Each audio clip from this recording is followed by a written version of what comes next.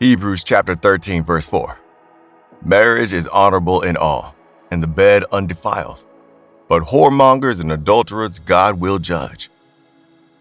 Adultery is a common thing in the world today. It is something that has been tagged as a norm in our world, and everybody seems to be okay with it. Churches don't even care about it. Adultery is eating the world, and no one seems to be doing anything about it. God is speaking against adultery. God is warning against adultery, but no one seems to be listening. God is telling you that you must not do it. Don't do it. Don't even let the thought enter your heart. Don't give it a chance in your life. In the world today, the number of broken marriages is growing drastically, and it's not like it will reduce any time now. There are promising marriages that have been broken. We must have seen or heard of marriages that did not last a day. Some did last a year, while some were broken after many years. If we check the leading cause of this, it is adultery, infidelity. A woman decided to leave her husband one day. She got home and said she no longer wanted to stay in the marriage. For her, it was something that she had been thinking about for some time. But to her husband, it all came out of the blue. How can you just get home and declare your marriage over? Some people don't even know what's involved with making covenants of marriage. Some people don't know the consequences of breaking a marriage. This woman broke up with her husband, not thinking about what the children would have to go through. After a while, the ex-husband realized that she had been seeing a man from her workplace. And that is who she was cheating with. A man she sat next to 5 days a week and 8 hours every day. We need to honor marriage. Many men will lust after another woman and think the next thing to do is to go after that woman and defile the matrimonial bed. They don't care about the consequences. They just want to get in with the adultery. God doesn't joke with adulterers. He doesn't take this case lightly. He will deal with every adulterer because there is one thing involved, and that is unfaithfulness. In Luke chapter 16, verse 10, KJV, Jesus said, "He that is faithful in that which is least is faithful also in much, and he that is unjust in the least is unjust also in much." If you are not faithful in your marriage, if you are not committed to your marriage, how can you be committed to the things of God? If you are unjust in your marriage, how can you be righteous before the Lord? That unfaithfulness in marriage is unfaithfulness in the presence of God, and the punishment will be great. I'm calling you today, don't commit adultery. It is not that the thought will not want to come in. It doesn't mean that it will not want to make you see the good side of it, but you need to stand your ground and rebuke the thought. These days, to be sincere, it is hard not to see tempting people. People who will want to make you lust after them. But who told you that you cannot overcome that temptation? Job said in Job chapter 31, verse 1, KJV, that I made a covenant with mine eyes. Why then should I think upon a maid? Why can't you make the same covenant with your eyes? Why can't you possess the power to control yourself? You looking at these tempting people is not the problem. What you should be concerned about is how are you controlling yourself? Do you have the spirit of self-control? Can you say like Paul that you beat your body and put it under control? The truth is that you cannot stop all these temptations from coming at you, but you can steal yourself from falling into these temptations. God is telling you today that you must not do it. This is what you bind in your heart. This is what you should allow to control you. Don't do it. Many people don't know that adultery transfers some demons into your lives. When you commit sexual immorality, when you defile your matrimonial bed, you have allowed demons to enter into your life. You have bonded with the one you committed with. The truth is that many people have unconsciously entered into covenants with other people. Do you know that sex is a form of a covenant? Many people do not know this, and they have entered into many of these through fornication. The Bible says in 1 Corinthians 6:15-16 KJV that, "Know ye not that your bodies are the members of Christ? Shall I then take the members of Christ and make them the members of a harlot? God forbid. What? Know ye not that ye which is joined to a harlot is one body? For two, saith he, shall be one flesh. When you go about sleeping with people around, you are joining yourself with them. You are making a covenant with them ignorantly.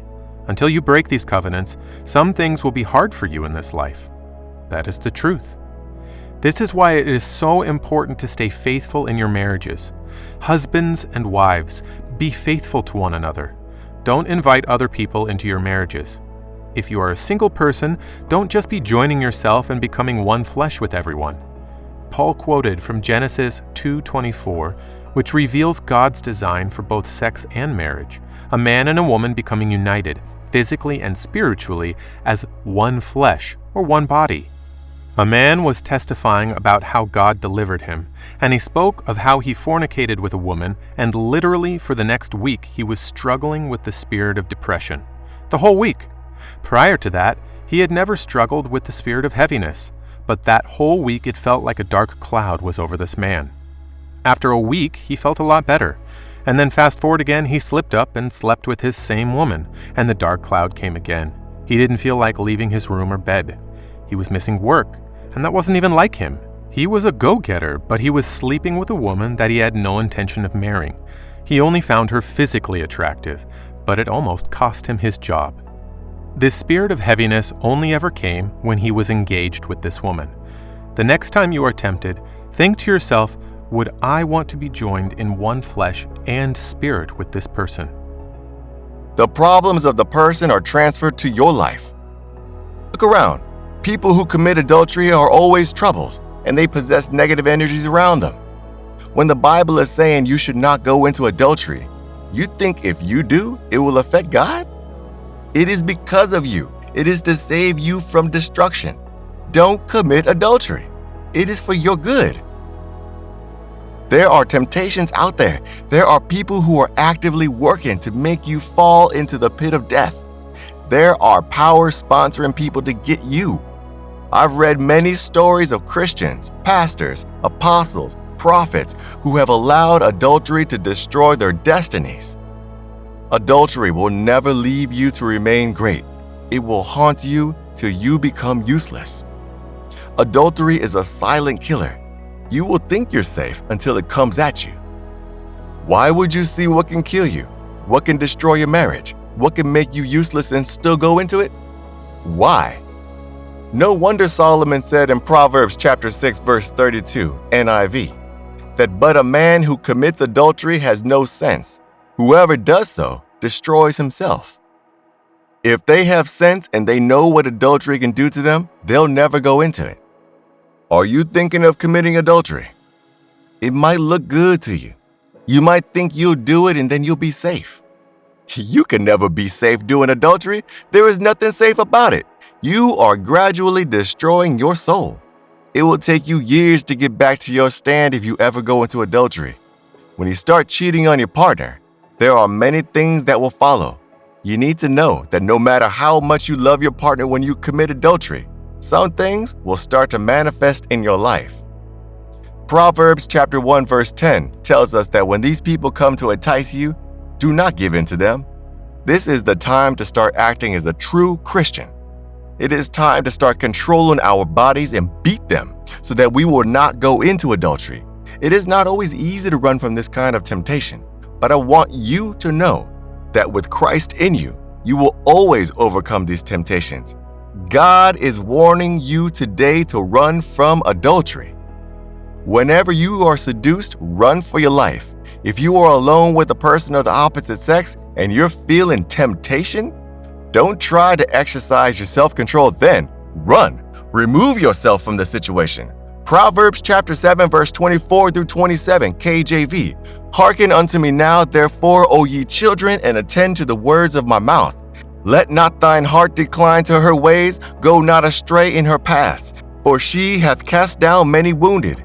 Yea, many strong men have been slain by her. Her house is the way to hell, going down to the chambers of death. The ways of adultery are the ways of death, and no one who goes through comes back the same way. It is never too late to stop this. It is never too late to kill that idea of going into adultery now. Personally, as a rule of thumb in my life, I make it a point to never be alone anywhere with anyone from the opposite sex. It may seem extreme, it may seem old-fashioned, but it is a safeguard that has protected my marriage and myself from making dumb decisions. The Bible says in Proverbs chapter 5 verse 18 KJV that let thy fountain be blessed and rejoice with the wife of thy youth. This means that your fountain can only be full if you rejoice with the wife of your youth. You can only be successful and become great if you stick to your wife and never commit adultery, because adultery will make your fountain dry. This is not the time to start contemplating on whether to break the ungodly relationships outside your marriage or not. This is the time to make a strong decision and stand for what is right. This is the time for you to run from adultery. The word of the Lord to you today is that you must not do it. God is telling you this because He loves you. He doesn't want you to destroy your life and your marriage. Your children are depending on you. They want you to show them the ways of the Lord. They want you to direct their steps on the right path. God has given you children like Samuel, Joshua, and Joseph, children who will become great in this world, children who will make an impact in this world. Don't let adultery take that away. Don't let adultery destroy this path that God has for you. God is interested in your family. He wants to bless your family and make it great. Some people are looking at your family and praying to have a good family like yours. If you don't know, your marriage can be an inspiration to some other couples. You may not know it, but they're looking at you wishing for a good marriage. Don't destroy it with lust. Don't destroy it with adultery. When it seems hard to run from adultery, use prayer. Fight it with prayer. Adultery is a spirit, and that spirit can destroy. You have to fight with prayer. As you are running, be shielding yourself with prayer. You must also love with prayer. Don't let anyone give you an ungodly suggestion about marriage. Don't accept any evil suggestions from friends. Remember the word of the Lord today. You must not commit adultery. Exodus chapter 20, verse 14.